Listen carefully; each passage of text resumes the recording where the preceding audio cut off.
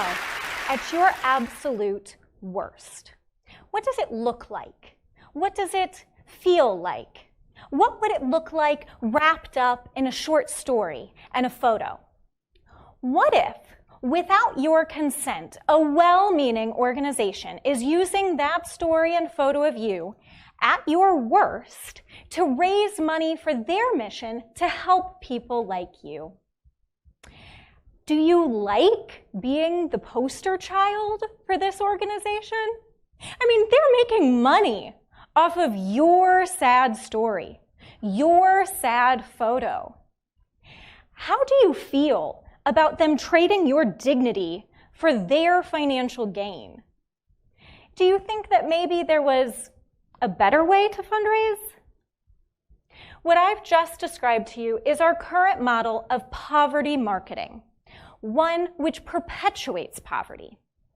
But in this talk, I would like to propose a better model, one which will maintain dignity and promote progress. We have an issue as a human population. We have the need to create an us versus them, a we versus they. We are able to help. They are helpless. We have resources. They lack what they need. We are educated. They are uneducated. We separate ourselves because we have the need to play the savior. So we create a them that we can save with images and stories that set them apart. This technique of using sad photos and awful situations for fundraising has become known as poverty porn. Images of children with distended bellies, homelessness, dirty faces, and tattered clothes. And it's not the images themselves that are the issue. The issue is the exploitation of the lives of the poor in order to generate dollars through sympathy and pity. At its core, it sells poverty while claiming to solve poverty. And as a fundraising technique, it works. We are completely mesmerized by the distressing photos and awful situations. It drives a knife of guilt into our guts and opens our wallets. But this model requires a steady stream of malnourished children, inadequate housing, detailed trauma, and crippling disease in order to maintain a steady cash flow. It is not okay to fund service to the poor through the direct exploitation of the poor. We have shifted from eliminating poverty to commoditizing it, and poverty is not for sale.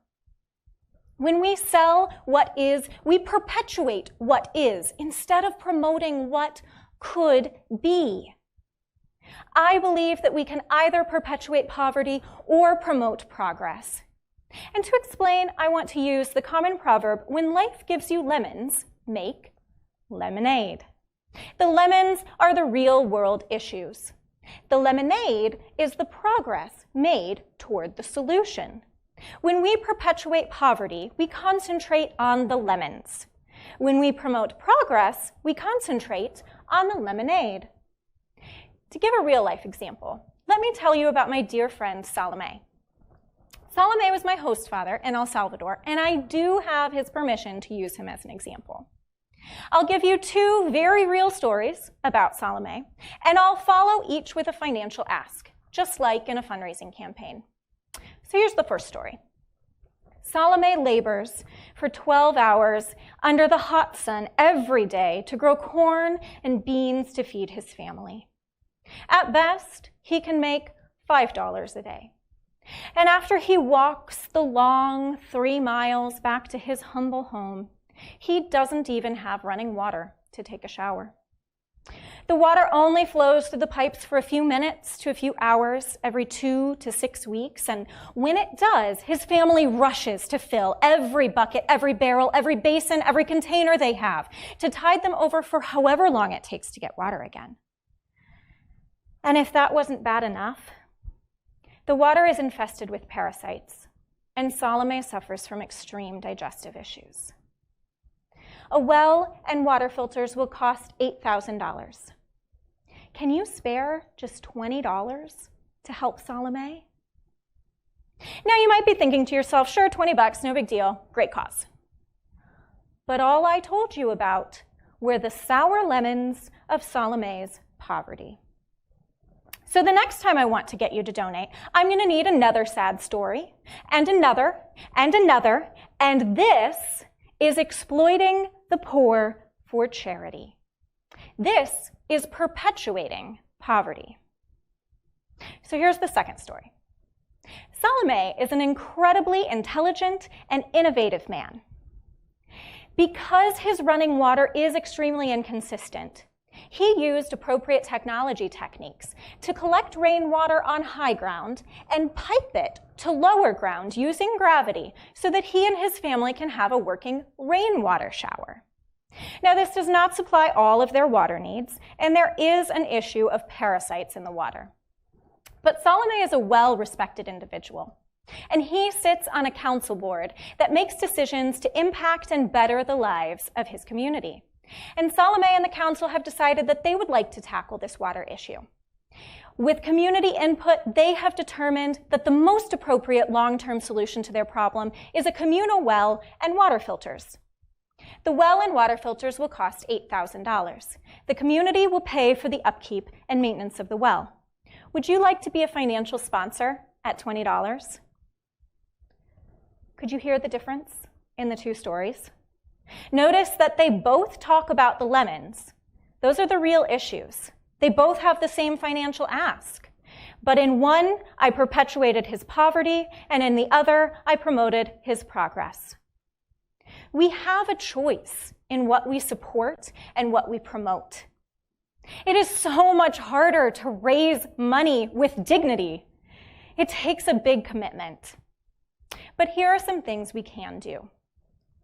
First, we need to change the way in which we define charitable success.